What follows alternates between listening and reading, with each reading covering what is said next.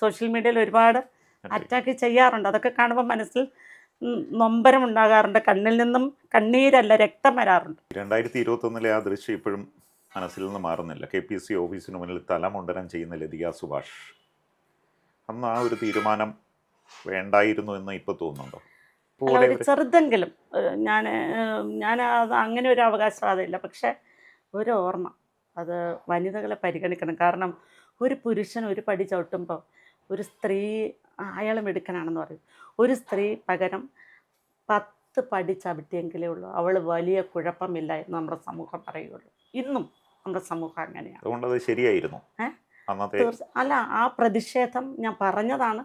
പറഞ്ഞ വാക്ക് പാലിക്കുക എന്നുള്ളത് ഒരുപക്ഷെ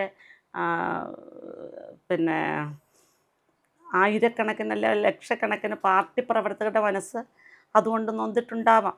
അത് വൈകാരികമായിട്ട് ആണെങ്കിൽ, പക്ഷെ ഞാൻ മുൻകൂട്ടി നിശ്ചയിച്ച് അവരോട് പറഞ്ഞ ഒരു കാര്യമാണ്.